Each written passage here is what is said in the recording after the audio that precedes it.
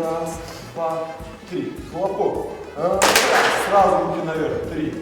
Раз, два, три, четыре, пять, шесть, семь, восемь. Этот чемпионат уже много лет проходит, и впервые в этом чемпионате примет участие ансамбль с крымско-татарским танцем. Для нас, конечно же, в первую очередь гордость, то, что именно мы представляем крымско-татарский народ, крымско-татарскую культуру на таком масштабном чемпионате.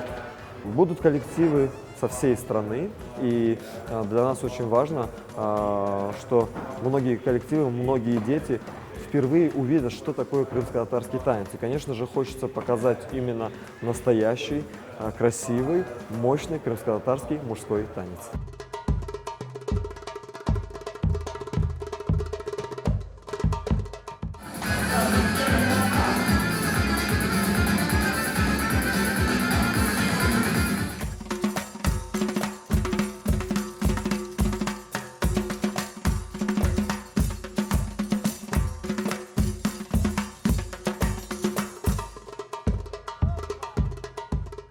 Медленно. Раз. Разворачиваемся ровно, рука назад. Два. Раз, два, три.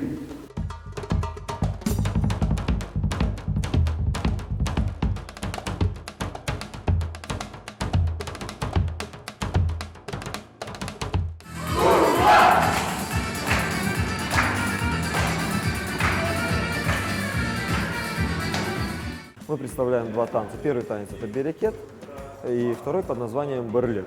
Мы коллектив, который пытается минимально добавить акробатики или чего-то, а развить именно, показать именно наш национальный танец, то есть показать наши движения, наши комбинации, передать тот характер нашего народа, темперамент, благодаря именно крымско-татарским движениям и комбинациям.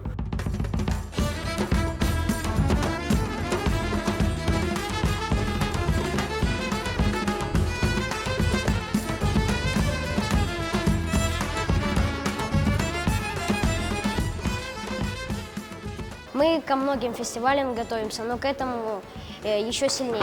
У нас тренировки проходят очень часто, по 3-4 часа. Это очень тяжело, но мы знаем, что мы должны выиграть этот чемпионат. Когда многочасовые тренировки, сложно, ты устаешь каждый день, болят ноги сильно. Ты приезжаешь домой, хочется спать.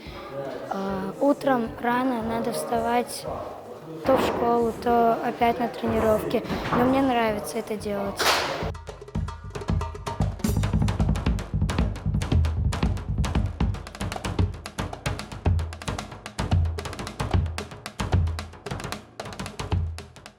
Уверяю вас, что 20 февраля все узнают о крымско-татарском танце, и мы готовы показать все величие и красоту крымско-татарского народа.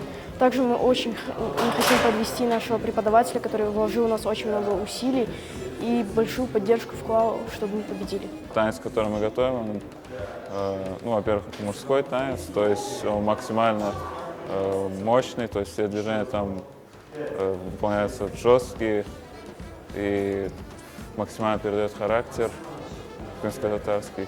Впереди нас ждет серьезный конкурс, и мы усердно готовимся, мы рассчитываем на победу.